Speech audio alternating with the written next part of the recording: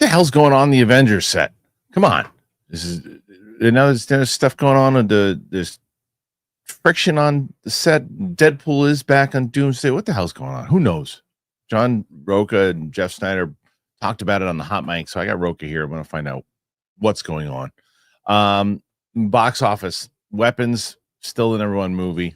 Nobody too didn't do as well as they hoped, and Universal wins the Bourne bidding. That, and of course, we say a sad goodbye to the great Terence Stamp. That and more on the show here today with myself and John Rocha. Let's get into it.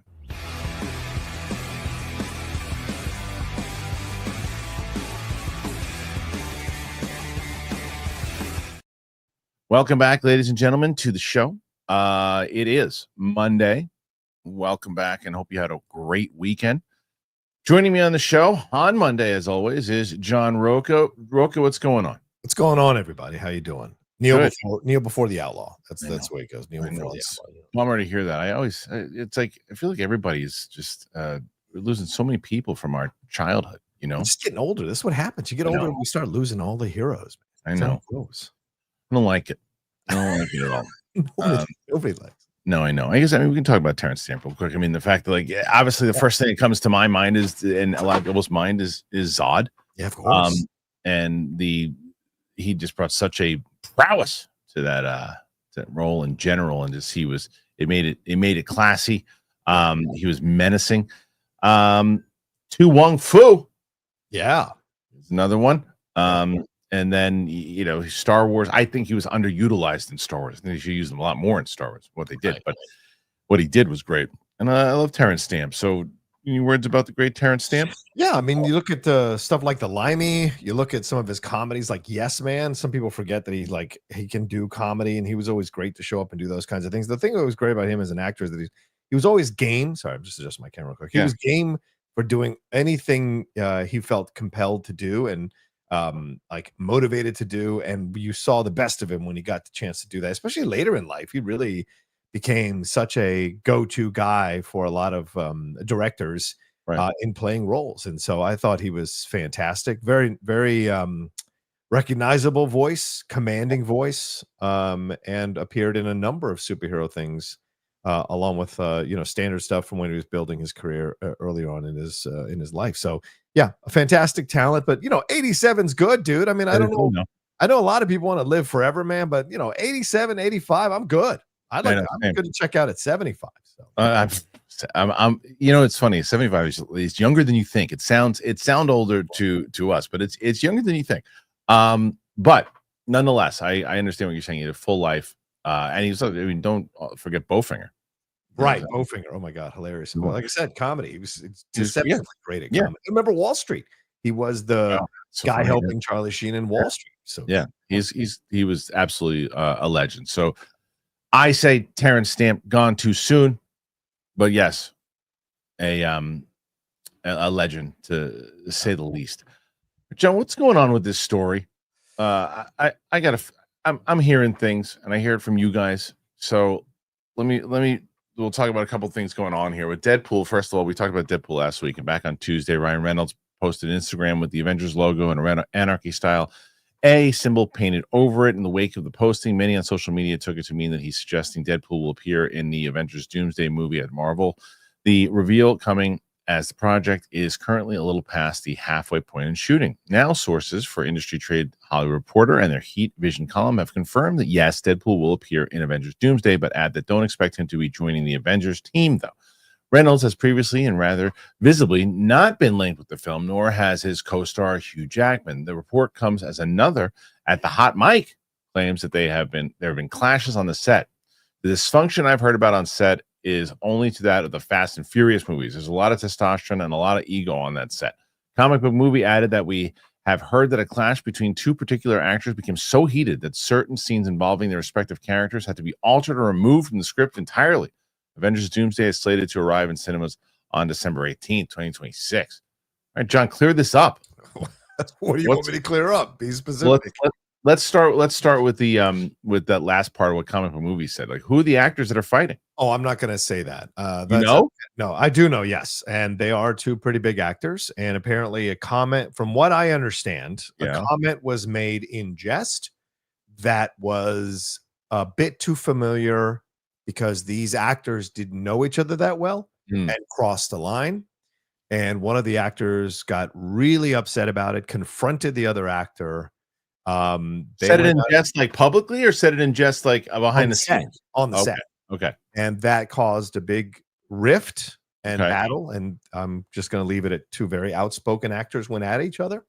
And from what I understand and what I was told, one of the actors was Marvel said, we'll shoot your scene separately, or we'll shoot scenes without the other actor in it.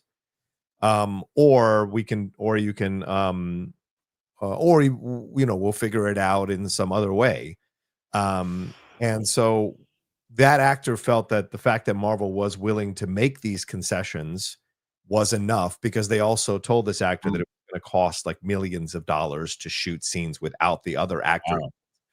And that actor felt that, well, since Marvel was willing to at least make the effort to concede that and move the schedule around, that they felt it was a good faith effort. And so both actors were brought together, apologies were exchanged, and people moved on. But they're okay now. Yes, that's from what I understand. Well, there's been no other incident between those two actors that I have heard. And maybe there has been, but I have not heard anything. So yeah. Okay. It was a pretty big blow up, apparently. Yeah. So I'll be honest, I'm surprised that a story like this didn't happen on the first two Avengers movies.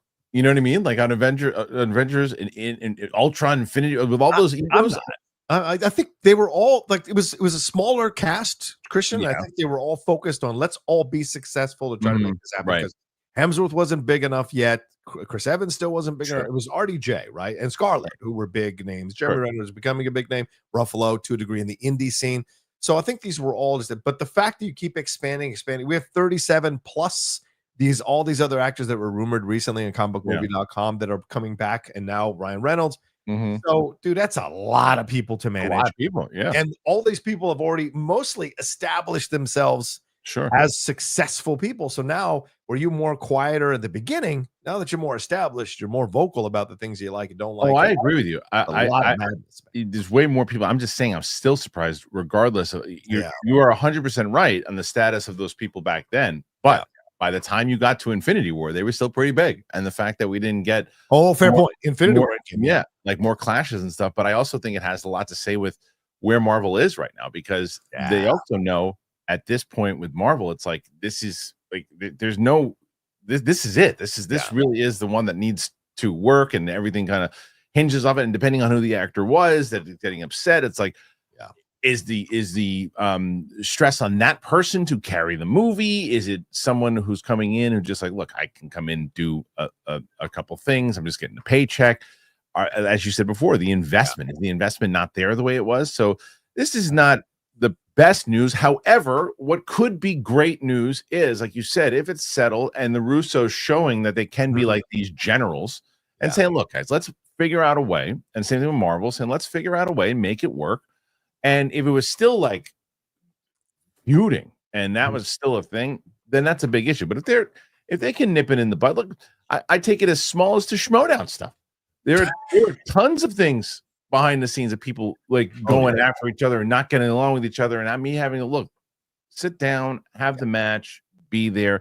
And there was some that you could tell on camera that things were not great, and there's other things that you couldn't even tell at all that there was a big friction thing beforehand. And it worked out to be great. So it's just a matter of how it's handled.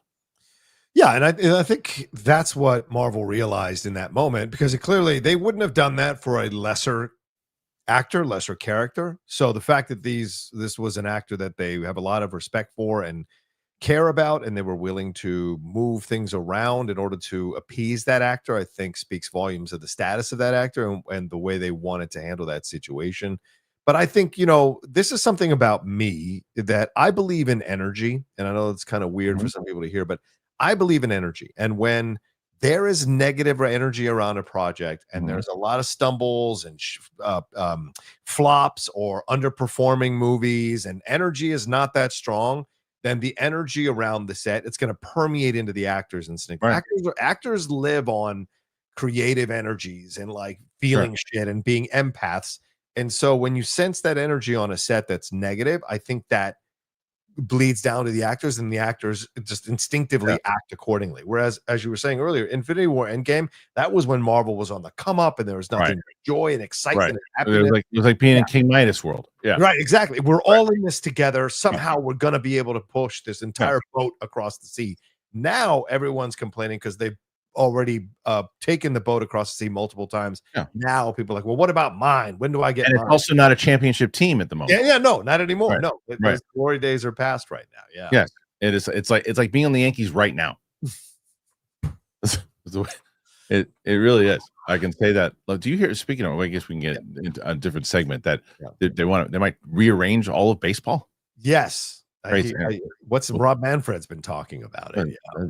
Mets and the Yankees in the same division. How would that work? It's all God.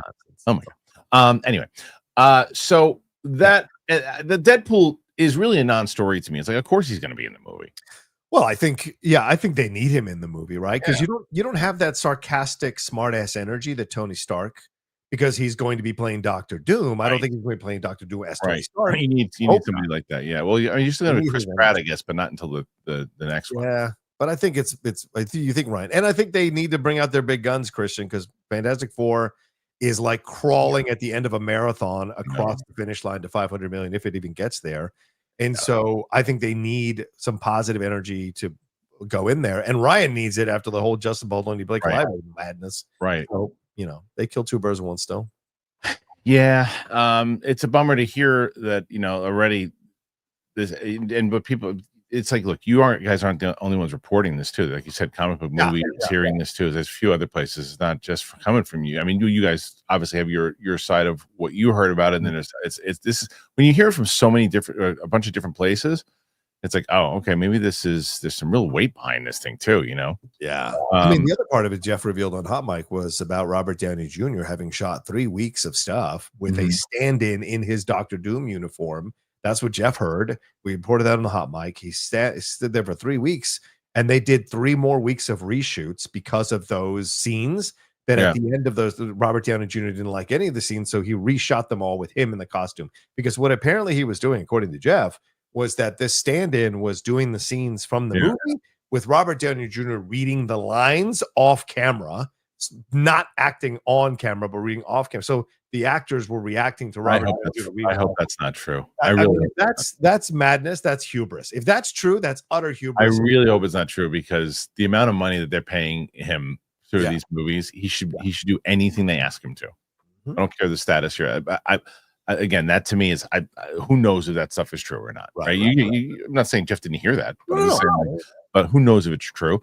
I just hope that that's not true, because that's like, you get paid that kind of money, you do anything they ask you to, anything, and you don't. Okay, we're looking at it as normies, dude. We're normies. These people like Robert Downey Jr. has had his ass kissed since he was born, and so. Well, no. I'll tell you, no. No.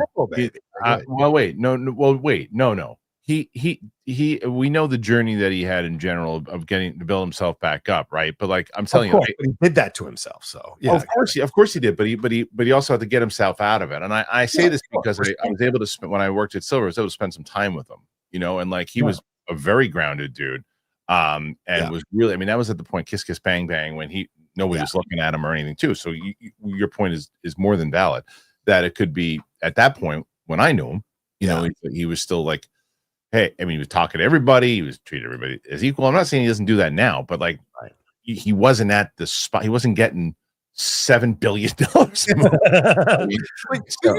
People, actors they'll start out a certain direction, and then as they get bigger and bigger, there's that thing where they're pushing the lines of what they can and can't do. And let me tell you something: most actors want to do as little work as possible for as most money as possible. And I think Robert, who's getting up there in age, probably was like, well, there's a lot of stuff that you guys want me to do. Let the stand-in do it, and I'll just read the lines. So it's possible. I'm not saying it did happen, but it is possible.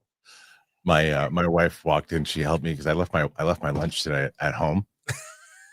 Did not like the way the fridge looked when she opened up she just put the food in the fridge, and she her face right now looks just like she was witnessing murder. What? Just asked me if I got robbed. Pretty brutal. It's the Julia Roberts face and Aaron Brockovich. It was. You see that picture I posted? Yeah, I did. It was good for me. It's for Sam. It's for Sam.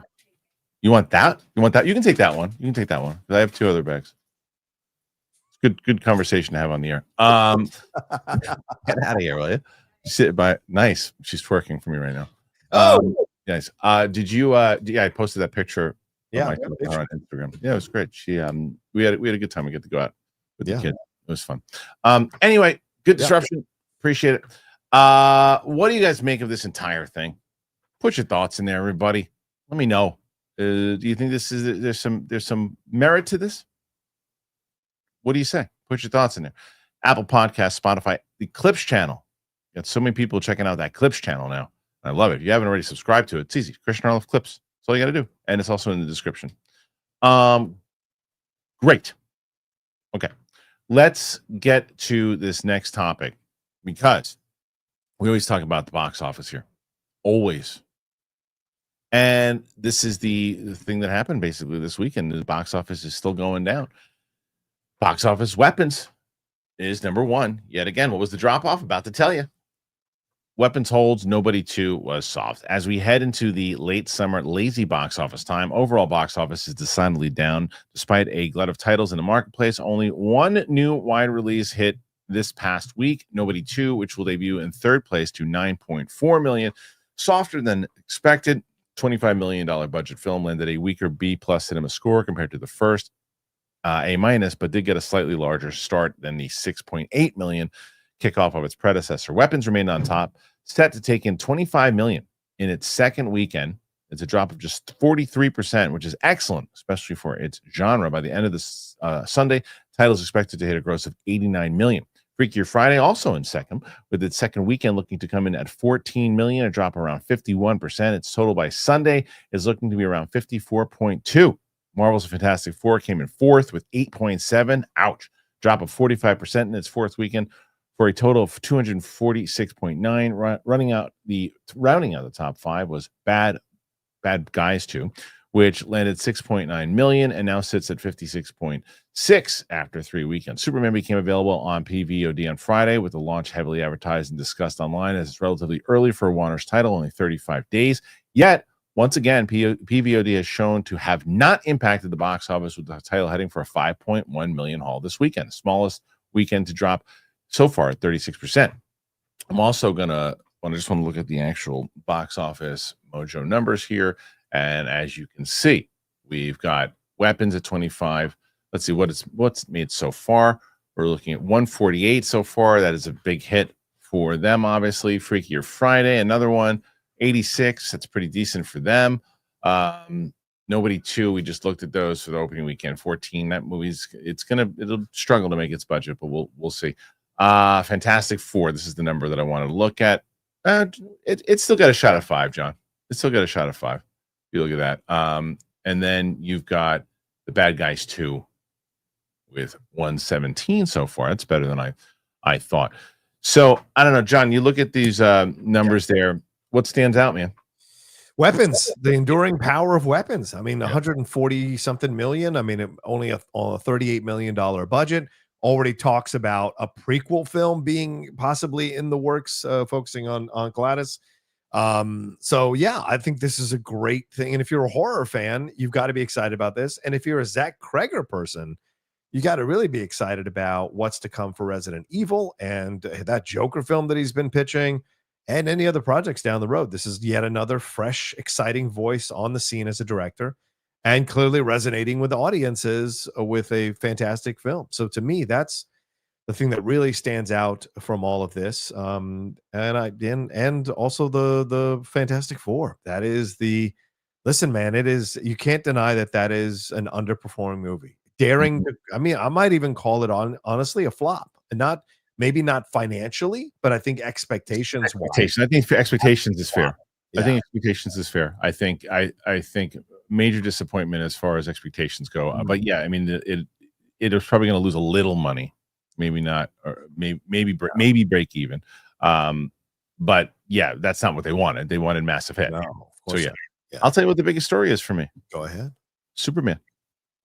I think Superman. Okay. No, I'll tell you why I think it's the biggest story, because people were losing their minds last week about it's going to take away from the theater. It's going to take away from the dropping of the PVOD. Yeah, putting it on Friday. It is like people were like, this is such a bad precedent overall. What's going to happen? And now that you putting this out, you're taking away. It's still in theaters. You're hurting it. Didn't have a big drop. Didn't have a big drop at all. People that wanted to see it in the theater saw it in the theater, and it made a lot of money virtual. And that's what I was making that argument on Friday. I'm going, I don't think it's going to have as big of a drop off as you guys think it is. And it didn't, because people that wanted to see it in the theater did. What it did was allow people like, Superman was a big topic of conversation in my household on yesterday. I never even said my little one threw the biggest fit. We had almost punishment fit. It was such big. She was tired and everything too, but she had a fit. My wife wanted, we were like, you know what we're going to do? We're going to do family movies from now on every week, and each person gets to choose. My wife's like, I want to watch Superman. My daughter's like, my oldest like, I watch Superman. It's not necessarily the thing I like. The little one, I don't want to watch Superman. It's PG-13. It's PG-13 is the whole thing she's saying in the car. And I'm like, what? I'm like, I was dying to watch PG-13 movies when I was 8 years old. You know, I'm like, the fit that was going on about Superman. I'm like, it's got a dog. I don't care about the dog. I don't want a Superman stinks. It was like, I don't know what was going on with this kid yesterday about Superman, but nonetheless, my point being, it was brought up to watch with the family, and we almost bought the movie to watch it with the family, and that's what families probably did all over the place. People that couldn't get to the theater watched it. And listen again, and I want to make this really, really clear, because it's so frustrating when I hear people say, well, you got to stop thinking that, you know, movie theaters, there's COVID, before COVID and after COVID, like it's different. You got to accept that it's different. No, here's the thing. If people want to do something, they will effing do it. They will find the money, they will find the time, and they will make the effort. If your film isn't getting over, it's because it didn't resonate with the audience. It isn't about, we got to stop thinking that, post-COVID is the same as pre-COVID. Nonsense. It is about desire, and human beings have a desire. And the thing is, Superman has clearly struck a chord with a lot of people, and that's why the film is still enduring. Look, it's not a smash hit, as my brother Josh at Den of Nerds gets a little crap for. It's not a massive hit, but it's a good hit. It's a decent hit, and it's what they needed to move forward. It's not going to make Man of Steel money, and it's not about, the time it came out and the lead-in and all that nonsense. It's just not going to do it because it's not resonating with enough people to get them in the theater to hit the 700 million or whatever. So that's the way it is. There's nothing wrong with properly assessing a movie. But it's going to hit 6. It's going to hit 6. And that's good for them. It's good. Apparently. It hit 6. It hit 6, and it's like, and it's still, it's not the same thing, not massive $1 billion number, but it's not I don't think it's a massive disappointment by any means. It ain't 4 or 5 as Fantastic Four is struggling to make. Yeah. Right. And it's and now that it is also making money PVOD and will for a little bit. I bet you, that's going to be one of the biggest titles out there right now. That's going to crush. I'm sure it already is crushing. We're doing a reaction to it today. Sam's coming in to do it because she hasn't seen it yet, and we're taking we put the Lord of the Rings, the first one, up on Saturday, which did pretty damn good, and we'll do the second one also. But we wanted to get Superman too. She really wants to see that. So anyway, what do you guys make of this box office stuff, guys? Put your thoughts in there. I want to know. Please let me know. All right. I'm going to tell you guys about Trade. I love Trade. I absolutely love them. I've been telling you guys about them forever. And man, oh man, if it wasn't for Trade, I wake up in the morning now, it's just kind of like it's like my thing. I just look forward to Trade, and now the summer is coming to an end, and you have your morning routine. And because of Trade, I actually look forward to that every morning. They recommend beans. I love what they recommend too. They ensure that they're roasted to order, and they ship them fresh to my door. I've gotten amazing coffees that you definitely can't find at the grocery store. I'll tell you that right now. And it doesn't cost you $6 for a cafe cold brew. Trade is the #1 coffee destination in the U.S. for both hot and cold coffee drinkers. They've sourced the best beans from over 50 top roasters across the U.S. Trade's prices are on par with grocery store brands, but the quality is next level, whether it's smooth cold brew, cozy hot cup to start your day, plus you're supporting your local roasters with every cup. I've told you guys this a million times over. It is a win-win. You take a quiz, it's under a minute. I recommend the coffee you love. That's it. And if you don't like that first bag, no problem. They're going to replace it until they nail it. So right now, Trade is offering a 50% off 1 month trial at drinktrade.com/Kristian. drinktrade.com/Kristian. Get 50% off 1 month. drinktrade.com/Kristian. Make sure you do that. And please tell them that we sent you. Other thing I wanted to tell you guys about, this is super exciting for me. Masterclass. So Masterclass, I have been using Masterclass for a long time, and I found out that they were going to be coming on board for a sponsor. So are you kidding me? Absolutely love them. I was, as you see the Bob Iger one there too, I was kind of scrolling around a while back and found it, and I talk about the movie business and how the business side of it works, and I was like, I got to watch what this guy's talking about. He gives so many different tips, and it's so easy to feel lost. And for me, having a mentor that you're listening to and someone that's like, oh, they've been there, they know these types of things, that worked for me, because I'm like, oh, this really is just sitting in a class listening to these overall tips. You can learn from the best to become your best. And I got a plan. You can start like $10 a month. It's billed annually. You get unlimited access to over 200 plus classes taught by the world's best business leaders, writers, chefs, and more. I know there's a lot of people who love comedy. They have a Amy Poehler improv one that's really great. You can develop your singular voice. They have Mindy Kaling for acting. I decided Natalie Portman's got one. And the classes they make a difference. 3 in 4 surveyed members feel inspired every time they watch Masterclass. And every new membership comes with a 30-day money-back guarantee. There's no risk. So for our listeners, get additional 15% off of any annual membership at masterclass.com/big thing. That's right. You heard that code. That's 15% off masterclass.com/big thing.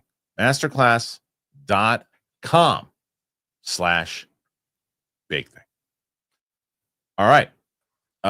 John, hello. You a Masterclass guy? Yeah, I like the Masterclass. We've been talking about Masterclass since the Collider days. I remember they would occasionally sponsor some of the stuff over there. And so I remember sampling some of that stuff and really enjoying the conversations. And it's not a puff talk. Like these people actually deliver really great advice and really inspiring advice. You never know who you're going to listen to in a completely different field that you're not even thinking of getting into that could inspire you in your field. So yeah, I love 100%. Yeah, it's really I was excited to have them come on board in the first place. And I'm not even kidding. This is not a double. I was drinking trade coffee while I was watching. It's amazing. So there's a lot of other things to discuss here on the show, John, as we talked about box office. Yeah. Are you a big Bourne identity guy? Yeah, I like the Bourne films. The last one maybe not so much, but overall, even the Jeremy Renner one I liked. So yeah. I like the Jeremy Renner one also. The last one to me had potential, and when I rewatched it, it's better than I remember seeing in the theater. Right. But it's not as good as those first 3. Those first 3 are just excellent. I agree. Excellent. So I understand this. Universal went after they've had it forever, so they won the high stakes bidding war for Bourne, and they had to go against Netflix and Apple, and they won it. Good for them. It also shows loyalty, I think, too, which we can get into. Universal Pictures retaining the rights to Jason Bourne, the legendary spy, is reportedly going to make a big splash with a series of upcoming films and streaming projects in the years ahead. After an intense bidding battle, Universal Pictures has secured the film and television rights to the Jason Bourne franchise in perpetuity, granting the studio permanent control over the series. Several sources indicate that Netflix, Apple, and other undisclosed studios were pursuing the rights, but Universal ultimately prevailed. Closed just days ago, the agreement marks a significant victory for the studio and solidifies its hold on one of the most valuable action properties. Press statement: Universal Pictures, Peter Kramer, shared the Bourne franchise reshaped the spy genre with groundbreaking action films. We energized to expand this universe with new stories for global audiences. Jeffrey Weiner, chairman and CEO of Captivate Entertainment and the executor of Ludlam's estate, added, "We are thrilled that the Bourne franchise will remain at Universal. We look forward to working with the Universal team to expand the Bourne franchise across Universal's varied platform." The Jason Bourne rights recently reverted to author Robert Ludlum's estate, setting up a fierce bidding war among Hollywood's biggest players. Universal ultimately came out on top, claiming control of its lucrative spy action franchise. Let's see anything about Matt Damon. On screen, Matt Damon has embodied Jason Bourne in 4 of the 5 films. Jeremy Renner headlined the Bourne legacy as Aaron Cross, an operative from another Black Ops program whose story ran parallel to the original trilogy. At this stage, it's widely believed that neither Damon or Renner will return for the wave of projects. Okay, so I'm kind of mixed opinions here. Okay. The thing that I think is good for Universal that they're able to retain it makes sense. They did the property right for the most part, as you said. You're not gonna hit home run every single time. But I don't think any of the movies are bad. You know, they did pretty good with that. I know that didn't they do a Treadstone television show and that bombed, right? On USA, Yeah. So that was a miss, but again, it wasn't like it never seemed like they were trying to take advantage of it, and they always wanted to kind of do right by it. So them getting it back, they fought for it, spent the money on it. They don't have a lot of IP, so it made sense. Where I'm mixed at, and I understand it, but maybe it's just me saying I don't want to see anybody else play Bourne. But I understand that they kind of have to. They're going to go younger with it, but I don't know if I would need to see that story again. I think Matt Damon made Bourne as successful. He was as responsible as the material itself. Oh yeah. Because he was not an action star when that movie came out. No. But the thing is, that was Matt Damon at that age, coming into his prime as an actor. So you're not going to bring out creaky old Matt Damon now and put him into these action things and expect him to go toe to toe with people physically. It's not that he can't do it, 'cause he's about to do it in the Odyssey, I'm sure, in certain scenes.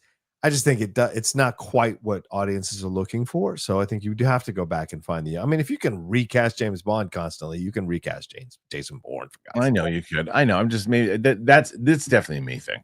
No, I don't think you're alone. I think a lot of people would want to see him come back, but I just I don't know. I mean, because look, I guess case in point here is Jeremy Renner is pretty great, right? He was good. Yeah. But I'm saying in general, people like Jeremy Renner, right? You look at the show that he's doing. What's that show that everyone likes? Which Mayor of Kingstown. Yeah, right. People love that show. People love him. When he got Bourne, he had probably not gotten to the level he's at now, but he was close. Yeah. But the movies people didn't respond to him the same way because like everyone said the same thing. Well, it's not Matt Damon. They got to try to get somebody in this that really is going to get the role and make it work and carry it over. And you got to get a young person that's going to take you into because I don't want to see them cast somebody but that person's not playing him in the TV show, or that person that they got is actually not going to be in the TV show. You get somebody that's going to be Bourne, and that's their life. That's it. That's who they are. A new actor, whatever, sign them up. But whoever it is, and maybe I don't know who the person is, but make me believe that they're Bourne. Yeah, I agree with you. That's the way we're going now. I mean, you see this happening with Corn Sweat, right? He's going to be Superman, and he'll pop up in Peacemaker possibly, or in Lanterns, and in the Superman saga film. So he is Superman for everything. So if you get Jason Bourne, he's got to be Jason Bourne for everything. No, well, I'm not a TV actor nonsense. Like, you've got to be on everything. So yeah, I agree. There's a lot of young actors coming through. Right. That's what I mean. And especially what if Brendan Sklenar becomes Jason Bourne? Would you be okay with it then? Yeah, I think he'd be good as Jason Bourne. Yeah, I'm telling you, that guy is like, he's gonna get something big. Now, whether it's Batman or Indiana Jones or Bourne, he's gonna get something big. It's just a matter of when he's gonna get it. But if it's not Batman, maybe it's Bourne. It would be interesting. Nonetheless, I don't know why it did that. This thing was still, even though the graphics are cool, this thing still sucks. But Jason Bourne, he's back. Do you guys like that he's back? Excited that he's back? Put your thoughts in there. Let us know what you think. All right. So now we got some more stuff here. Yeah, that's, I don't know. It's got a good. These layouts are pretty good, but I know they are. They're good. They're just we're still getting used to it. Okay, something else that popped up here that I thought was okay.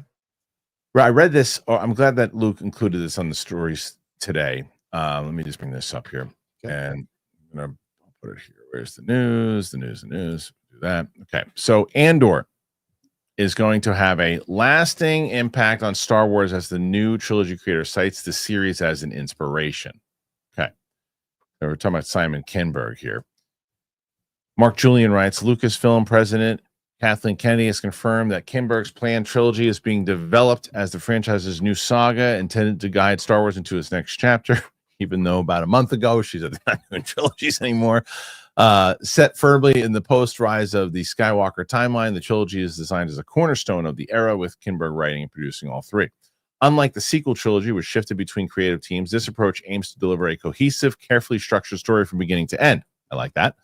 Speaking with Nutrafol, Kinberg admitted the opportunity still feels surreal. It's not even a dream come true. I couldn't have dreamed it. Just to be told there'd be more movies would have been unbelievable. To be allowed in the set of any of them would be a dream. My enthusiasm only grows with working on and around it. Kinberg also highlighted his admiration for Tony Gilroy's acclaimed series Andor. There's a ton of wildly talented folk that wanted to do great work. I was super inspired and just sort of awestruck with what Tony Gilroy did with Andor. I thought that was about as good of science fiction storytelling as you can do in any franchise. Kinberg's long-standing connection to Lucasfilm, most notably as a co-creator and executive producer of Rebels, has cemented his reputation as a trusted and influential creative partner for the studio, although some industry chatter hints that the upcoming films might bear the title Episode 10, 11, and 12. Other sources indicate the real intention is to introduce an entirely new saga populated by original characters, steering the franchise into unexplored territory rather than directly extending the Skywalker lineage. For the moment, Kinberg is focused on completing his upcoming Star Trek film he's producing for Paramount. Once that project wraps, he'll turn his full attention to building the next era of the Star Wars saga. Though the trilogy is still years from entering production, early signs are encouraging. Confidence in the project comes from Kinberg's established success as a storyteller, his past collaborations with Lucasfilm, his strong working ties with Lucasfilm and Paramount, factors that make the ambitious new saga far more likely to reach the big screen. Okay. So I agree very much so with that last point there, John. And that is that that because of his connections, he is a safer choice in the fact that with Kinberg involved, a lot of his stuff that he's involved with gets the green light and he winds up seeing the big screen. Sure. So results may vary. Results may vary 100%. Yes. Hence safe choice, because a lot of times he does the thing that they need him to do. And you know, he also, I remember interviewing him, and I had heard a long time ago that he was when I interviewed him and Filoni for Rebels. And I said, so Simon, what's going on with the Boba Fett movie that you want to do based on the Tales of the Bounty Hunter? And he went like this. What? And I think off air he was like, how did you know that? I go, I hear things. Because he was working on that, and he's a big Tales of the Bounty Hunter guy. And so he's been involved in circulating a Star Wars project, and that was 10, 11 years ago. Yeah. So they wanted to do stuff with him, but I think, like you said, the ups and the downs of what he's done, because the Dark Phoenix movie was the shits. Yeah. I mean, but he was also involved in other movies, that were real good, Days of Future Past, other things. So you just never know. But the thing that I am encouraged by, and yet like, oh, here we go, is, well, everybody now wants to make Andor, which I guess is a good thing, right? But the question is, can you do it? Not everybody is Tony Gilroy. I would like to see them in theory. I love the fact you mean you're not going to just do, you know, pew pew, and that's all we're going to do, and that's all you have to do is in the same thing that they did in what the last episode 9 of just throwing every Star Wars thing at you and going, oh look, what do we need to do now? Let's do another Death Star, and like put like character studies in there, and you're going to actually do that. Okay. I would love to see it. It's one of these fool me once type things, you know? Yeah. Well, you look at his resume with Kinberg, it's a fascinating resume, right? Because he's not that experienced as a director, but he's very experienced as a producer and a writer. He's not directing this though. Right, I know. So but like, you know, you got to have the director's eye when you're producing as well. Like, who's going to do this, right? Yep. So I think this guy can do Andor stuff. If you look at Legion as an example of what he can do, you look at some of these other films, he can go a little dark. Invasion is kind of a dark series on Apple TV. So like, there are things that he can dive into and explore the darkness of. I don't think anyone is Tony Gilroy, or very few people are Tony Gilroy, shall I say. But I think Kinberg has a chance.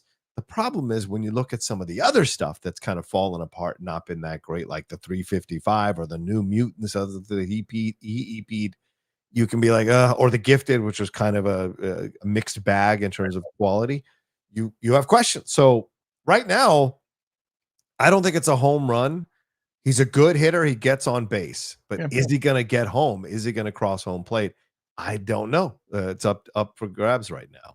Well, that's look, here. This is the difference, and I hate when it comes to Star Wars. It always feels like I'm trying to like throw a pile of shit into Filoni's face. But like the difference between the two of them is this, in my opinion, why I would much rather see a Kinberg trilogy than like a Filoni trilogy. Because Kinberg's going to produce this thing, and what we think, and already, I love the fact that we know that we're starting from a point, and we're going to end at a point. We have a synopsis of what we're going to do, right? And like we have a beginning and end, which they have not done yet. Okay, I'm on board already with that. Okay, great. The other thing is he's not going to be writing all of them. He's going to have writers come on board. He's going to be staffing it. He's going to find the director who's going to. This is where we want to go with this thing. We want to start from here. We want that. We're bringing in this director to execute the first one. We're going to bring this director to execute the second one and the third one. I don't mind having different directors if there's one plan and he's the one overseeing it, as opposed to, well, no. I'm writing the whole season of Ahsoka season 2. Right. Why? You showed in Ahsoka season 1, you can't write. Yeah. So don't do that. But Kinberg is going to be mixing and matching. If you mix and match the right team, you could be the guy that won the Cubs the championship after how many years? You know what I mean? Theo Epstein. Yes. I think it's I think it's a positive. Yes. That he's on board, because he's not going to be a guy that's going to go like, oh, Dave Filoni, please tell me what to do. Like, he's going to be like, look, I have a shit ton of experience, man. And just trust me in what I'm doing. I've got a vision. I've got a plan. Now, Dave will come in, have some suggestions, have some notes. But it's not going to be a situation when Kinberg is dependent on Filoni approving what he's doing, right? It's going to be like Gilroy. It's going to be very much like his own voice here, being a part of it. And if Filoni is smart, and he is a smart man, he is hands off unless it's something that's really going to mess with the canon. And again, and I will say, I think Kinberg is a safe choice. So I think Kinberg should be the guy that they're doing this. Not really, but if you have him. Like, so somebody in the comment, are we glazing Kinberg? No, we're saying that if there is someone right now, if you're going to, between the two of them right now, I would much rather see what he's going to do, because he's not in the power to say he can go out and get the kind of director like a Gilroy. He can go out and get a Gilroy and put him on there because he's producing all of it. It could wind up being a colossal error and be horrible to have him in there. It's just that with Filoni, it's like my way. And it's like, no, Kinberg will at least be in the position to, whether or not he does this or not, who knows, he'll be in the position to say, all right, let's get that person to execute that. It could be an absolute disaster. Right. But he's set up better than in the current headspace that Filoni's in. That's the difference. Almost no successful person in Hollywood doesn't have failures, especially if they've been working a long time. So crying about glazing or whatever is just utter nonsense, because the guy has a track record of success with a lot of projects. Yes, he's had some failures. Pixar's had failures. Just about every director, maybe this side of Tarantino, has had failures or not great movies. And so it happens. But what you look at are how great were the successes. And I would argue that there's some really strong successes on his resume and varied successes on his resume. It's like one of those things. It's like, look, excited about. Yeah, that's why I said it could be great and it could be a disaster. It's not like you Bull's coming in to do it. Like, don't get us in trouble. I'm not going to box him. I'm not going to box him. I'm just saying he doesn't have the best track record. You're looking at track record, but when you have Kim, you're like, okay, it could be. Look, you could get Days of Future Past. You could get. I mean, didn't he produce Deadpool and Deadpool? He produced X-Men First Class, Days of Future Past, right? The Martian, Deadpool, Logan, Star Wars Rebels for 71 freaking episodes, right? Yeah. It's like, and so I mean, but you can list off a bunch of movies that you go, oof, that stinks too. But you're hoping that you're going to get what you just read. Yeah, that's what you hope. But anyway, we'll see. What do you guys make of Kinberg saying these comments about that he wants to make this a little bit more so in the vein of the Gilroy Andor show as opposed to the current kind of fluff that we've been getting? Put your thoughts in there. Let us know. All right. Last story that we're going to do before we get to, and I said, John, so right now, last week, Chris Carr takes her first victory at 177. Big victory for Chris Carr last week. Chris. Huge. So right now, John's at 17. Oh boy! Come on, we got to get with over almost 1,000 people watching. We got to get John to the Magic Land so he can win this week. So 17 thus far, but we're going to do one more story and then we're going to get into the questions. And I figured this is appropriate because we always talk about wrestling on this one, and I don't know if you saw this or not, but Street Fighter, first glimpse at Cody Rhodes at Guile in the new Street Fighter movie. So here is that story from comicbookmovie.com. The new Street Fighter movie is currently shooting, and we have a first glimpse. Glimpse is the key word here. I saw this picture at undisputed WWE champion Cody Rhodes as Guile, and he's rocking the iconic video game character's classic hairstyle. Cody Rhodes will play Guile in the upcoming Street Fighter reboot, and we now have our first glimpse at him. I think Andrew Schultz took this picture. The American Nightmare was recently written off television for a few weeks after being attacked by Drew McIntyre on SmackDown. That's allowed Rhodes to shoot his role in the movie, and this behind-the-scene photo confirms it. It's not a particularly realistic hairstyle, but props to the movie for embracing what we've seen in this video game franchise for over nearly 4 decades. As for Rhodes, he may be best known for his in-ring work, but he was also had a few acting experience in Arrow, Warehouse 13, and The Naked Gun. Guile made his debut in 1991 Street Fighter 2. Here's the picture. So where is it? Where's the picture? Oh, there it is. Right there. You can see that big flat top happening there of Guile. More accurate. So, all right. John, you see this picture. I think that you get a picture and you get to see this haircut. You're like, you know exactly what this movie's going to be. Yeah, this is, God help this movie. God, I have no expectations that this movie is going to be good. Right. But if it is, I'll be very pleasantly surprised and excited for it. But they're clearly trying to honor the fans, but not going like if Shadow had been even bigger with the hair, then I'd be like, forget it. This is stupid. Don't even watch. But it's just a little bit, so you get just enough. You get the idea. But they are going to do it now. What are we going to do about Chun-Li? I want to know if are they going to be adding some extra gadunk on Chun-Li?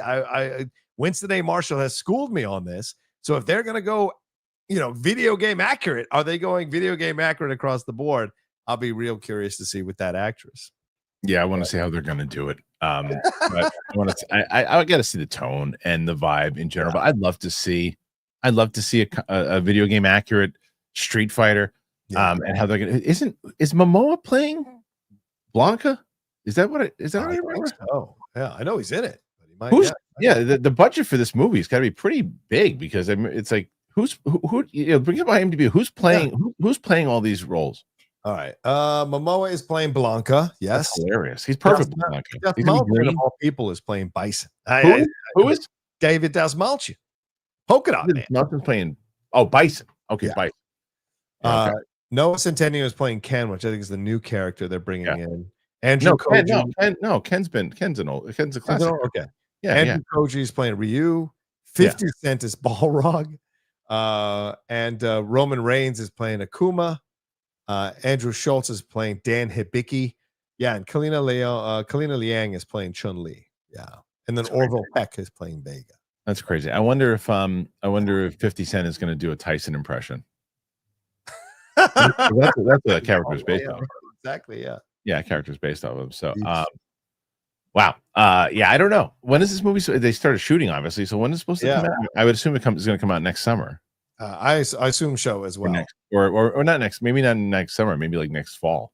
Yeah. Not sure. Here, I'm looking at the Deadline article. It's a shame we didn't get the Philippou brothers to finish off doing the film. That would have been fantastic. But it's set to be released in 2026 through Legendary. This is Legendary's doing it. Okay. I'm curious. So what do you guys think about what do you think about the first look for Guile? And what do you think about the look for Street Fighter? Do you think it's going to be a movie that's going to actually do well? Is it going to be one of those kind of surprise hits? Are people going to be really pumped to see it? Are you going to be pumped to see it? Put your thoughts in there. Let us know. All right. Before we get to the questions, before we get to anything else, I think I've told you guys I've told you that I'm so excited. Nutrafol. We had Nutrafol, man. Nutrafol was back. We had Nutrafol back in the day, and they're back. And I'm so excited that they're back. And if you didn't know about Nutrafol, oh man, I got to tell you about them, because I remember Brett and I first discovered them. It was probably 2.5 years ago, and you guys have seen probably 1 million or so ads for hair growth products, and thought, yeah, okay, sure, like that actually works. I did too. And then Nutrafol, it's not like the rest of them. I'm telling you, Nutrafol is physician formulated, clinically tested, and dermatologist recommended. It is the #1 dermatologist recommended hair growth supplement brand. It is trusted by over 1.5 million people. You feel great about what you're putting into your body, since Nutrafol hair growth supplements are backed by peer-reviewed studies and NSF content certified, the gold standard and third-party certification for supplements. And I can tell you also is that you look at it, go look at my picture that I posted on Instagram. I'm feeling good. Hair feels good. Everything feels good. You got to see thicker, stronger, faster growing hair with less shedding in just 3 to 6 months with Nutrafol. So limited time, Nutrafol is offering our listeners $10 off your first month subscription and free shipping when you go to Nutrafol.com. You got to enter that promo code Kristian. You find out why Nutrafol is the best-selling hair growth supplement brand at Nutrafol.com. And that's spelled Nutrafol.com. Promo code Kristian. That is Nutrafol.com. Promo code Kristian. Tell them that we sent you. John Rocha. Yo. All right. Tell me before we got a lot of questions here so far. 22 as we start. Wow. What's going on with the channel? Yeah, today's the official first day of the John Rocha channel. It is officially the John Rocha channel. We have made the transition.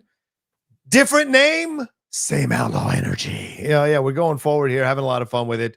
We just dropped the hot mic last week and some Geek Buddy stuff on Friday. Clipped out the top 10 Spike Lee movies that'll drop later on today. And yeah, I'll be catching Nobody later today as well. But we've got Geek Buddy stuff coming up. We got hot mic stuff coming up. We got the Spill the Tequila tomorrow night. Jedi Way this week with Kevin Smets coming back here.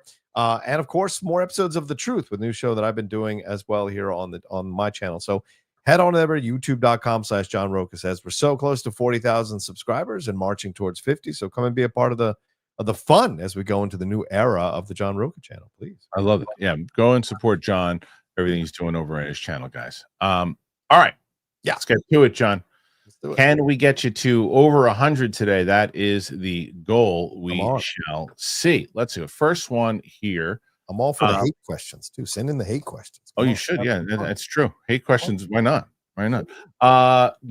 We have a member here. Ghost Action Customs becoming a new member. Good time to be a member. And Tutor 10102, followed by Tutor 007086, followed up and became a member. And it's really a great time. Tutor. The tutor. Hey, come on. You be the tutor.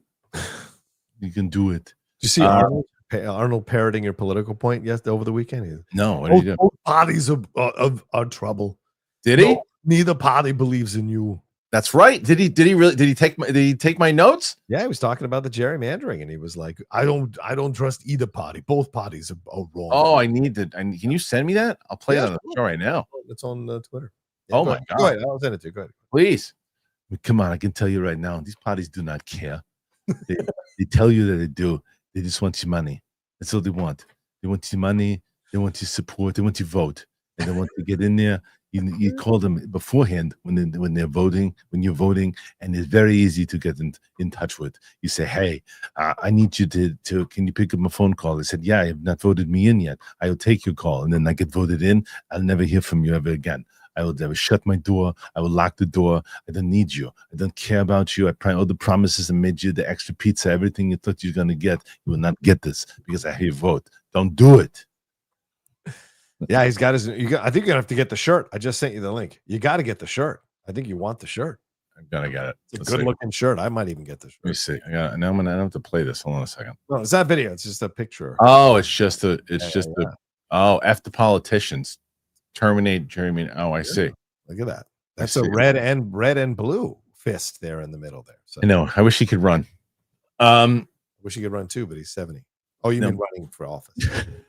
That was good. Sean McCabe, Rocha, Kristian, happy Monday, guys. Great weekend. You too, Sean. Yeah. Yeezy Fosheezy became a YouTube member. A lot of great members right now. And we got the unedited Lord of the Rings. We have unedited Superman up there. I'm putting my Predator Reactions up there today, guys. Alien Earth. I said Predator. I meant Alien. Sorry, Alien Earth. Putting that up there. Full week. A lot of great stuff going on this week. Andrew Brown. The Secret Wars. It was based off to build to a confession from Dr. Doom that Reed Richards is better, so it will suck if it's about Iron Man. And it could be. Depends on if they're going to steal the bodies and stuff. I don't know. Yeah. Well, I mean, Marvel in the past has shown a really good, has done a really good job that they can adapt these storylines and make them work in their MCU, right? With the Infinity Saga and all of that, they've been able to do it with Civil War. They've made it work, and so I hope that they make it work this time around as well. But don't expect just a straight transfer from Secret Wars the comic into the movie. That won't happen. Okay, easy for Sheezy. Rocha and Kristian absolutely crushing it. Goes. Who's Kristian? Who's Kristian? Oh, me. That's great. That's it should be your alter ego. He does everything you don't do, Kristian. He would. Probably get canceled. Let's leave it at that. Screwface John. Hey, what's up, Screwface? Dropping by to say Drake put my name in the paperwork for the UMG case. Did he really? He thinks I'm in a secret evil cabal with them. Truth, he is just salty or cooked and trying to silence people. So what's new? Did he really? Wow. That's what I don't understand. I don't get it. It's like you got a guy like Screwface who does content. Like why address Screwface John at this point? Like why address him in the same way that like James Gunn addressing people? Why I don't understand why you address it. Screwface is a mouthy motherfucker, though. So sometimes, his ears perked up. He said, "What?" He said, "What?" No, I think what's great about it, though, Screwface, if you want to look at this in a positive, is, dude, you're big enough that they mention you in a lawsuit like this, bro. That means you've arrived. Don't even and get out of the one bedroom apartment. Go get a house now off this and do a diss track or some shit on Drake. You'll make money, man. But look, it's ridiculous, and I agree with Kristian. Like, all of these people going at it with people who they're way above these people. It's just nonsense. It's so foolish. You can't win. And I don't know why they do it. I don't understand. I really don't. Drake's doing worse since the thing, by doing all this litigious nonsense. Nobody likes litigious. No, because especially not in the game that he's in. No, it makes you look like a bitch. It makes you look like a bitch. Screwface John, love the shirt, Rocha. There you go. Is that DMX? Yeah, this is inspired by the boys, like a boy on the boys who wears all the rap shirts. He inspired me. I was like, oh yeah, I should be repping my old school rap stuff. Yeah. Oh, totally. Armada, will Matt Serra react to weapons on his channel? I think so. Yeah, I think once it comes out for sure. Mike Joyce. Hey, it's a shame that Sydney Sweeney is so prominent on the Americana poster marketing. Halsey is fantastic on it. It feels like her movie, worth watching. I don't know that Americana movie, but nobody does. But it's not a shame, because it's like if I'll tell you this, Mike. Okay.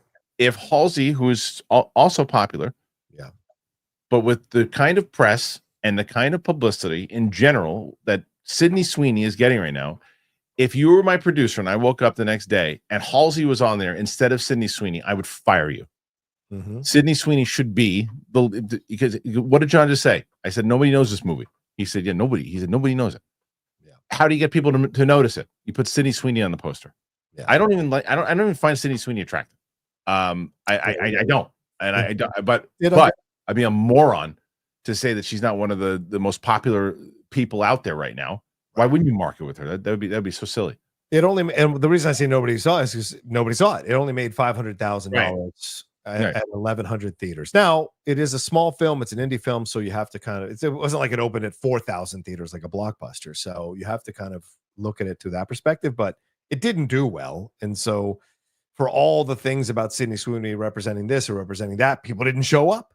So, that's the thing at the end of the day. And that's what matters. Yeah. Geek Lodestars. Hope everyone is doing well. What do you guys think of WWE possibly buying TNA? I thought they did already. Yeah. They're in what do you call it? They're in negotiations. But weren't they always? How did Joe Hendry show up to the show if they didn't? I'm saying it's all in negotiations. Like they've had a deal together, but okay, bought them over. At this point, just buy them over. They went to start the Wednesday night wars with AEW. Also, what wars? Also, they were talking about counter programming one of AEW's PLA. Why? Is AEW even putting up numbers that is scary? I don't know, scary, but WWE loves competition, and they love to crush their competition and then buy their competition like they did with WCW. Right. So I think it's more, but I do think AEW's in-ring work is amazing. Their storyline stuff could use some help, and I think maybe WWE senses that people aren't showing up to their stuff in the same numbers that they were. Like there've been pictures for last year of like empty stadiums that aren't that full, arenas that aren't that full, that they're covering up some seats to make it look like it's sold out. So there are problems on the WWE side of things, even though they're spending all this other money while they're cutting other people. And I think AEW smells a little blood in the water. People need some counter programming, and so they're starting to watch AEW more. And so I think WWE is getting scared of that. So they really? Okay. So I'm not paying enough attention to it to know. So you know better than I do. Andrew Brown, the next Star Wars trilogy should be inspired by Zeta Gundam as one of its best sequels ever. Which one is that? Gundam? Isn't that a game? I don't know. I don't know. No, I'm sorry, Andrew. I don't know enough about it. I mean, I've been kind of tapped out, to be honest. Carlton Rudder, London Calling. Saw Nobody 2, and it wasn't for me. Oh. Watching For All Mankind on Apple TV. Season 3 just starting. Amazing show. Also, Stick is a solid comedy series. I'm proud of myself, John. I decided to do something, and I'm sticking to it. Go ahead. There's a lot of shows that I have missed, right? And things that I wanted to catch up on. So now what I do at night when the wife and the kids are for a second, I start watching something. I'm like, you know what? I'm going to finish it. It took me forever to finish the last season, but I did it. Right now, I am 6 episodes into Tulsa King season 2. Nice. And so I'll hopefully catch up. And did you watch all Tulsa King? Of course. As soon as it drops, I start watching that show. I'm so glad that I'm watching it, because especially because since that season dropped, I have interviewed Frank Grillo, and I've also been on and produced the interview that Matt Serra did and had a chance to interact with him again. I love Frank Grillo so much. He's a good guy. He's so great, and he's just a real person. So he's so good in this show. Yeah, he's great. He's so good in this show. I'm so glad that he's and him back and forth toe to toe with Sloan. It's like a dream. In this new season, they're bringing him back, and Don't tell me anymore. Don't tell me anymore. They're bringing in Samuel L. Jackson. Oh, is he really? Is Samuel L. Jackson in the next season? Kevin Pollak. It's going to be a good, fun season. Wow, for sure. As his power expands. Yeah. I've interviewed Frank on the Deep Cut when I was doing that.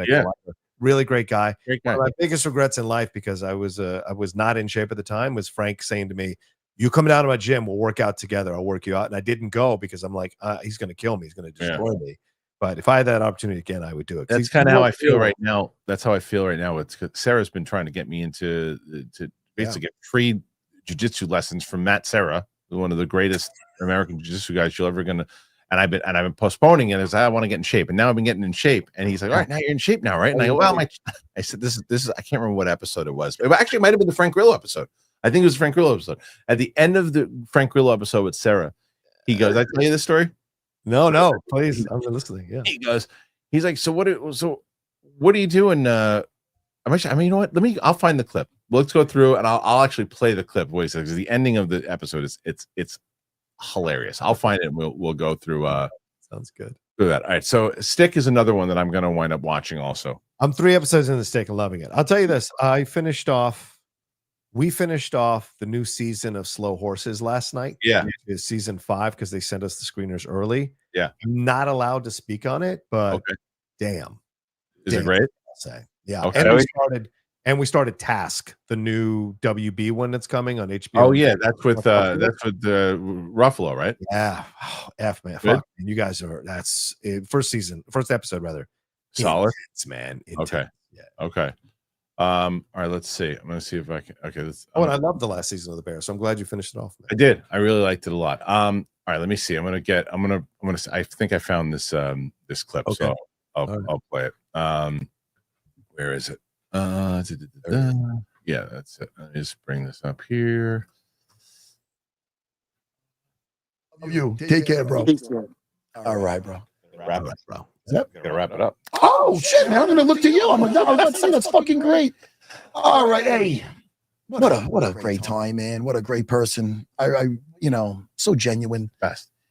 Oh shit! You know what? I'm going to go eat with Marab. I'm having a great day. Yeah. Taught some jujitsu this morning. There you go. And I was going to say, Kristian, Yeah. the camera's not on me, but you are looking in shape. And I do not want to give you a compliment because you're not doing it through jujitsu. But I told you I would once I get myself in a little bit more. You did say that. So the next step, what am I waiting for? A few more pounds, or what are you doing? I think I got to. Speaking of Stallone, Yes. I interviewed him. I have this clip. I'll send it to you. Ooh. But I said to I was wearing an Italian shirt that my brother gave me. It was for the Creed junket. Oh. And I said, I said, look, this shirt I'm wearing. He goes, the chest is impressive. I go, the chest is an embarrassment. And he started laughing. Right? I got a laugh out of it. But I've never been able to get a chest. So when I start developing a chest, that's when I'll come in. Do you have a trainer? My friend who's been the one you said looks like you. Wait, hold on. Back it up a second. You're waiting until you get chest muscles to do some jujitsu? What are you talking about? What did I just listen to? I'm glad he called you out on this. Chest muscles. Push-ups in the off time. All right, we're getting out of here. I'm trying to recover from what the fuck I just heard. Thank you, my great producer, Kristian Harloff. Everybody, the great Frank Grillo. Oh. Watch Superman. I loved it. He's dying. Stay humble. You're dangerous. We have fun. This all right. Amazing. It was too great. It was hilarious. So Yeah, we have fun there. I tell people to go and check out Matt's channel if you haven't done that already. He's got some great guests on there. He's had Rashad Evans, Marab, GSP. I mean, he's got some great people on there. Eric Kirby, it's the 40th anniversary of Thundercats. Kristian and Rocha, the Sword of Omens is better than a lifesaver in any Star Wars property ever. Tell me I'm wrong and why. I mean, I don't know about ever. But I'm not going to argue against Thundercats because I love it so much. I hope that they can actually pull it off the live action. Wingard wanted to do it. Yeah, make it happen. I would love to see a live action version of Thundercats before we get too old for God's sake. It's true. You got 33 so far, John. Not too bad. Thank you.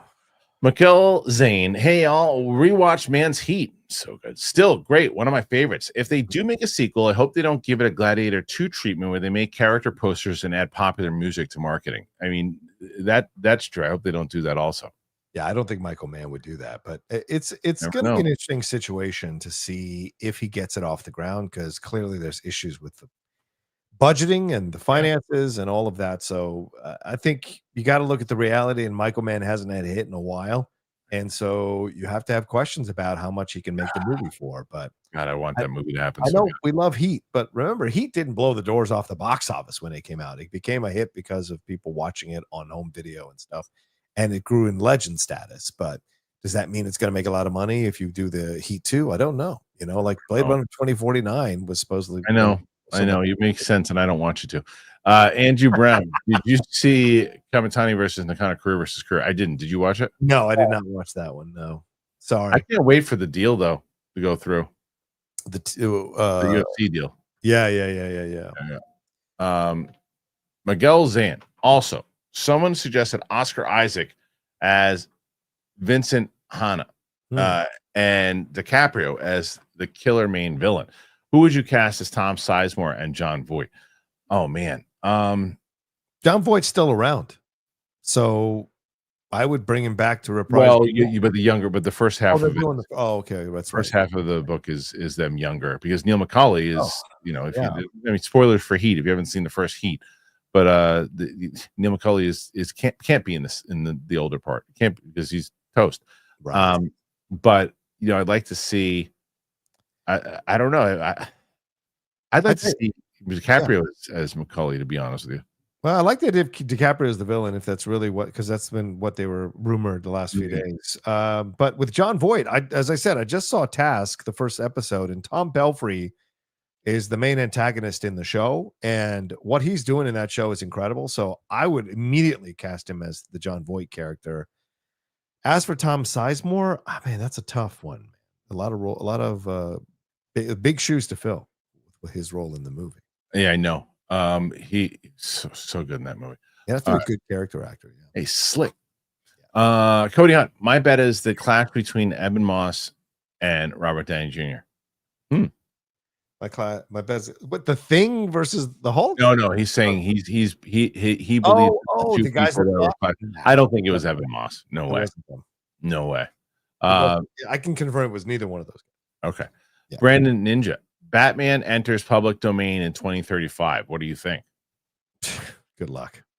They'll find a quick way to squash that. George Sharmer, I love the show. Thanks for bringing some joy to my day. Johnny Boy, will you have Dan in your 50th anniversary for Jaws? No, unfortunately not. We should have thought of doing that, but we are on a tight schedule. But speaking of Dan, he reached out to me yesterday. He's coming into San Diego. He's coming into town. Oh, that's great. So we're gonna we set up grab some lunch when he's here. He's so good with that, dude. He's so good with it. Like when he's in town, like when he comes into New York, and he doesn't call like to do work stuff. He just calls to like hang out. Mm-hmm. I love. That's why I asked him. I was like, "Are you here for a junket or something?" What are you doing? And he was like, "No, man, I'm here because I got invited to this thing, and since I'm in San Diego, I thought we should hang out." I'm like, "Absolutely, come on down. I can't wait to see Dan." Go, pal.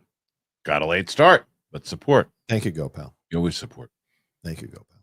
Tom, Kristian, can you do a Johnny Boy impression? That's his thing. I can do the Jeff Schneider. That's it. Yeah. Sorry, I'm starving. Sorry, I'm going to get really grouchy. Of all people eating on camera, I have to. But the problem is, I know that it's a no. And anybody who wants to make fun of me for doing it, I'm not going to combat you. I think you're right. But if I don't, I'll get grouchy. Yeah. You don't want hangry, Kristian. No. Johnny Patriza, thoughts on Cross's new entrance music? He's got new entrance. Wait, where is he? Yeah, that's my thoughts. Where is he? Like, where is he? Yeah. Cali Kid, look at this, Cali Kid. Hey. Wow, Cali Kid. Love his answer. Dude, that's the nicest thing in the world. Thank you so much for that. That is love is the answer, my friend. Yeah. Holy moly. Thank you so much for that. That was really nice. Armada, wait, who's Kristian? What does that mean? Well, because they think you're Chris Chin, not Chris Chin. Yeah. Got it. Corn Emperor, the John Rocha channel. Kristian, like and subscribe to both. Do it. Yeah. Hashtag the Rocha channel. Is it officially branded that now? Yeah, that's Gotta go by and look. Andrew Brown, AEW is raising the price on wrestlers. I mean, like, negotiations and stuff. Yeah. Are they going to sign Cross? He's a billionaire, man. Yeah, there's a lot of conversations about bringing Karrion and Scarlett over. So we'll see. I haven't heard from him. He's been MIA. Johnny Patriza, AEW would be better if they would sell more. I don't know what that means. I guess selling. I guess like selling moves and stuff too. Oh yeah, maybe or selling out. Or Johnny Vaskovich, too many shows, too many movies, not enough time. That is very true. I can't even tell you, man. Everyone's like, look, you get to do this job. It's so great. It's like you have no idea. You can't do these things on your schedule. Like you have to be watching them consistently, timing wise. And if you miss it, then you've missed out on the moment to grab and do a review. It's a lot, man. Yeah. There's a lot that's out there. Especially if you have interests, Best comment of the day, John Vestage. Bart. Thank you, John. Thank you. Jet Sangini. Do you still have the Schnepp Superman bobblehead and poster from Collider Live? Can we get a Barnaby and Dagnino scam show? Hans Zimmer F1 synth score. Okay. So first part, no, that stayed at Collider Live. Remember, I left before Collider was over. They still had all that stuff in the studio. So like they kept all that stuff. All the posters. Someone and we just had First Rate Nate reach out to me too, because the one thing I was the most bummed about, and I still don't know who did it. Yeah. When I was there, because I used to talk about the Braveheart sword all the time, the William Wallace sword, favorite swords of all time, and I always wanted to get it. I was telling my ex-girlfriend I wanted to get me. She got me some samurai sword, and I was, I still have that, but I always wanted the Braveheart sword. Yeah. Some fan bought the Braveheart sword for me and sent it to me to Collider Live, and we had it there. And one of those people, whether it was, I don't know who it was either I can't lock it down. I don't know if it was Ruvalcaba. I don't know if it was Makuga. I don't know who it was, but somebody has my sword. Wow. Somebody has it somewhere, and they took it. But either way, I can't prove it. So I think Thad took it, and he comes into the bedroom with the sword to have sex with his wife. That's what I think. Thad took the sword. Thad Williams walking in there. Just get that for hard sword. Yeah, I'm gonna pretend that didn't happen. Patty Boy, Carlton Rudder, Northern Ireland for life. Okay, there you go. What do you say? Stay out of the troubles. Yeah. Better Call Maul, F1, Superman, and MI8 are all neck and neck, just below 600 million. What? F1 just had the biggest weekend of the three. Are you shocked that F1 will end up with the highest worldwide gross of three? No, because I do believe that the worldwide audience in general is tired of superhero movies. It happens with everything. It happens with westerns. It happens with horror movies. It happens with science fiction. It happens. And they had a really long run. There's still a hardcore audience for it. It's just not the worldwide phenomenon that it once was. And people want to recapture the magic of old school films, and that's what F1 did. Yeah, F1's at 590. Yeah, that's amazing. Yeah, great. And it's coming out on, I think, tomorrow on digital. Yeah, it's back in IMAX this week as well. I think I might catch it today or catch it tomorrow. But it's only one screening near me, so yeah. Go Pal. Sword of Omens gave me sight beyond sight. Hey, so I love that. Mumra. Rohat Rahu. WWE doesn't own TNA yet. I wrestled there for 5 years and was just backstage at the PA show. The NXT guys get to work with TNA vets to win-win. I mean, that is fun for them. Yeah, it's a partnership. They're in a partnership. Yeah. So yeah. So I don't. You know what's funny? I always see the Joe Hendry clips. Yeah. I'm just saying. I don't really. I mean, I don't want. I've never seen the guy wrestle. I've never seen him. Minus WrestleMania. Oh. Okay. So and I thought he'd put on a good match. But like, how long can that shtick go for? You know what I mean? Why don't you eat some more, man? I'm just telling you. How long can that shtick?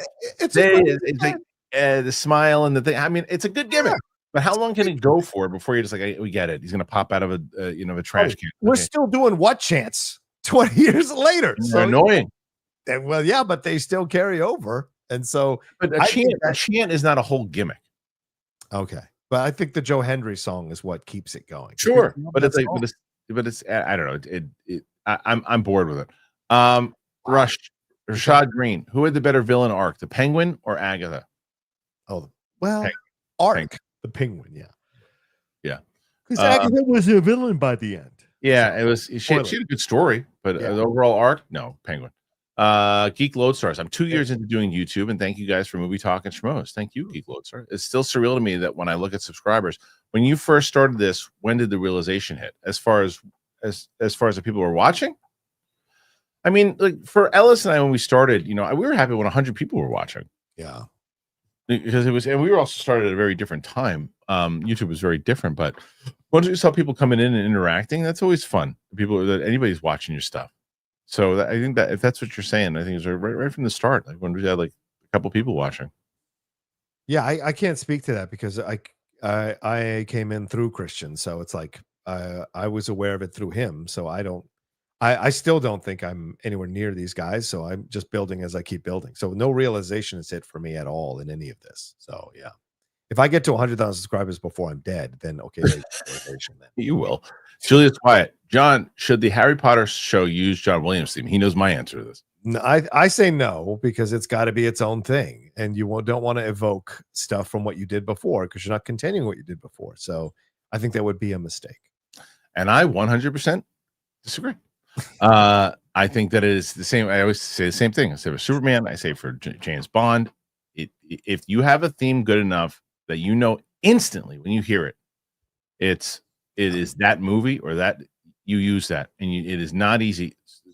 Hans Zimmer was able to do it with Man of Steel. Yeah, but still, even as great as that theme was, and it was great when you listen to the John Williams theme. In my mind, yeah. That just, you hear it away. You go, oh, you play that for, again, a casual person. You play that song. You play both of them. 9 out of 10 people are going to guess the John Williams. Oh, that's Superman. Yeah. Then they are going to guess the Hans Zimmer one. In the same way that Harry Potter, instant, you know it instantly. Yeah. And I think you need that for the TV show. But Hunter Vance. Hey, Rocha, I love the hot mic. I don't always agree with you and Jeff on everything, but I do wish you guys were better about spoiler warnings. It's fair. Don't put me in that mix. It's Jeff who breaks that stuff all the time. I rarely do the spoiler stuff. But the thing is this, we're not going to live in a world where you've never seen all the trailers. Our job is not to cater to you because you don't want to watch the trailers. You don't want to watch any coverage. That's on you. So like, it's not about spoiler warnings because we don't know what you haven't seen. So you've got to be clear on that. But we try to tell you from the beginning, if we're going to do a review, that there might be spoilers in our review. So if we've dropped the ball a couple of times, then my apologies. But Jeff's the one who crosses lines sometimes without thinking. So yeah. All right. Johnny Patriza. I enjoy AEW, but means selling moves. It's not just AEW, but I'm tired of being moves, a big moves just being shrugged off and counted into another. I agree with that. I've seen stuff with AEW that was like, I don't think I'll ever watch that because like I've never like I respect Ricochet as like an athlete. Yeah.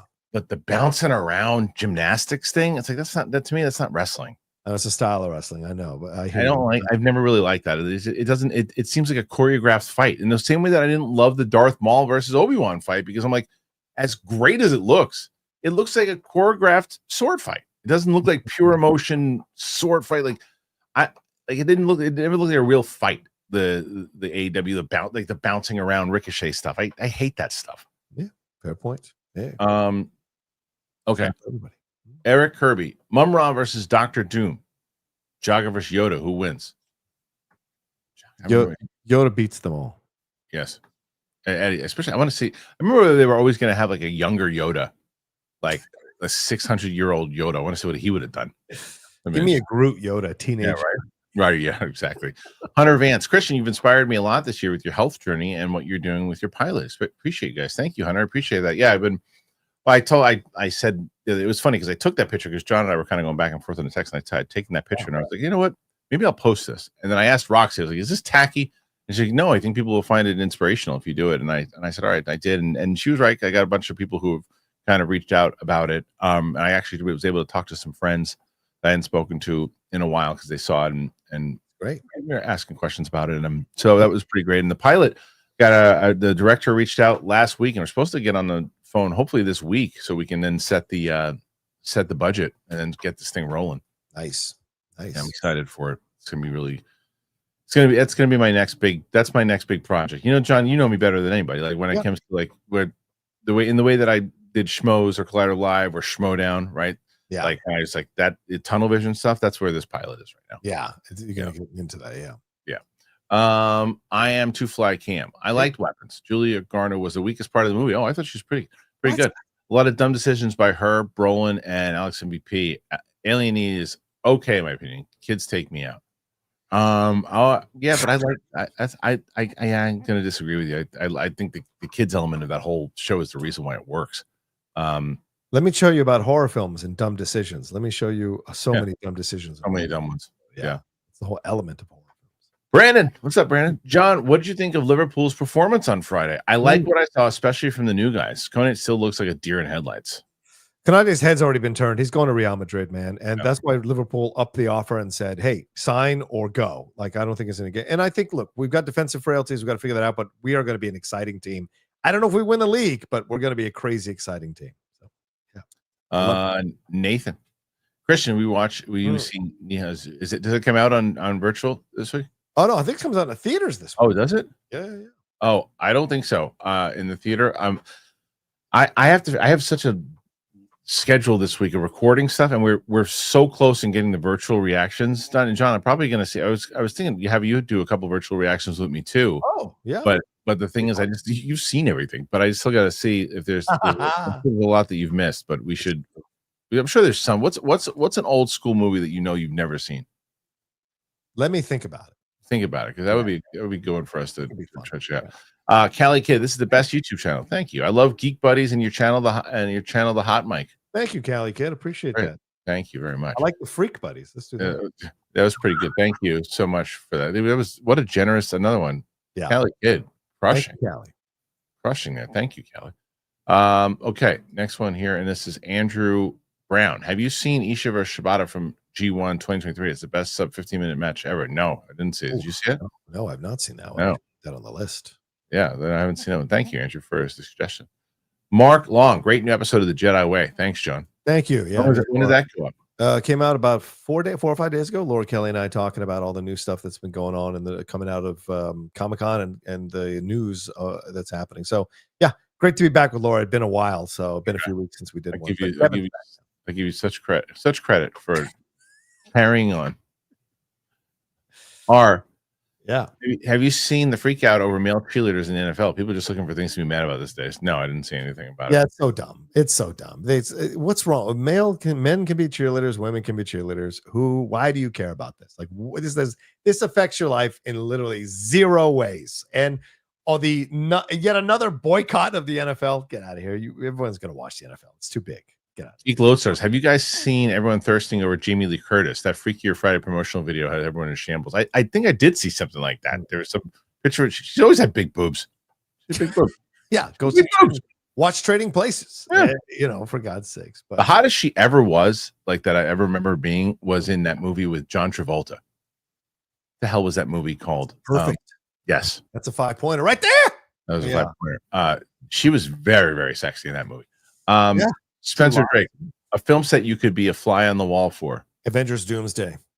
Boogie Nights. Right now, put me as a fly on the wall of Avengers Doomsday. Although I wouldn't, this is a joke that I always say, I wouldn't want to be a fly on the wall. You know why? Because flies don't understand English and they don't know what's happening. They just look for shit. So I wouldn't want to be a fly. They don't understand anything. Make me Brundlefly. Seth Brundlefly. But I was in some mood the other day, driving down the street, and I was in the stupidest mood, like the dumbest jokes mood. And I'm like, out of nowhere, I said to myself, I'm by myself, mind you. And I go, I like to embarrass dogs. I was like, I like to roll down the window, look at a dog in the dog's in the middle, relieve himself. Look at that dog. He's taking a shit. And I go, I like to embarrass the dog. And then I realized the dog probably doesn't care because he doesn't understand English. No, he doesn't. So stupid. Andrew Brown, Ishiva. Oh, we did that one. You already did that one, yeah. Yes. We're at 54. Hey, right. 54. And that's it. That's it. That's all of them. We're done today. Wow, what a short show. Short show. That's all right. It happens to the best of us. All right. 850 people watching. At this age, yeah. At this age, happens to all of us. But before we start, sometimes you do like that late comeback. You never know. Oh, yeah. You never like know. This. Andrew Brown, go out of our special. June 94 is the best match of the 90s. A lot of look at this. Okay. I like that. So John, why don't you tell us one more time where they can find the channel? Maybe people throw some stuff in there, keep us on. If not, we'll be back here tomorrow. Yeah, youtube.com/John Rocha Says. The John Rocha channel now officially in motion. So thank you all so much. Head on over there, subscribe. As I said, close to 40,000. You get a lot of great content, a lot of fun entertainment, and yes, some stuff you get upset about, but some stuff you'll also enjoy and laugh about as well. There with the Hot Mic, Geek Buddies, Jedi Way, Spill the Tequila, especially tomorrow night with me and Winston A. Marshall. And of course, don't forget the Cinephiles, my podcast that I've been hosting now for almost 10 years with me and my great friend Steve Morris. We are tackling Jaws. We just dropped part 1 over the weekend, so please head on over there and enjoy that wherever you download podcasts. Wow. We got 2 more here before you go. Brandon Summers. Kristian, you must watch Boondocks, but definitely watch it with Winston. You'll love it. Catcher Freeman episode alone is worth a watch. He's been really trying to sell me on Boondocks here. Boondocks is amazing. It's on HBO Max right now. Boondocks is incredible. Not the Boondocks Saints, right? The one, no. The Boondocks is animated. Yeah, animated with Okay. Nathan Drake, Landman season 2 coming in November. Can't wait. Ditto. Love that series. Love that show. Court Emperor. Hey, it was more than 5 minutes. What was? What was? I don't remember. I missed it. Kelly Kidd, Rocha, caught it. Autocorrect. Freak Buddies. That's our late night show. The Freak Buddies. I'm sorry. People get upset that I don't know what Boondocks is. I apologize. Yeah, it was a good series that came out focused on the Black culture and exposing first some of the racism that's inherent in society, but also focusing on some of the double standards that Black people have within their own community. It's a really groundbreaking show. Who's in it? Brilliantly done. Is it Regina King who does the voice of both of the kids? I like her. I think it is. I forget because I'm forgetting things. Regina King does the voice of both of the young kids. And then you got John Witherspoon, Cedric Yarborough, Gary Anthony Williams, who's fantastic there as Uncle Ruckus. Yeah. But yeah, it's a pretty I like that name, Uncle Ruckus. Yeah, that he's the racist Black guy. He's like racist towards Black people as a Black representative. Uncle Ruckus. I mean, you call him Ruckus. You gotta earn that name. Ruckus. So yeah, it's 56 episodes, but it's funny stuff, man, and really incredible animation style. Okay. The Tyler Perry episode alone. Oh, worth it. Okay. Yeah. All right. Now I want to say, what is that next time someone asks? Because now I've heard it. All right, guys. Thank you for being. Not 6. I don't know. We're still figuring it out, guys. Thanks for being here. Thanks for being here on the show. Apple Podcasts, Spotify, anywhere podcasts are found. Appreciate it. I said Just thanks for being here. And then I jumped into the abyss. But you guys have not been the abyss. You've been here for me since the beginning on this channel. We just crossed 203,000 subscribers, or close to it anyway. And Lord of the Rings, that's coming out. The new one. We got Superman coming out. All that. Thanks, everybody. Appreciate you guys. We'll be back here tomorrow with myself and Roxy.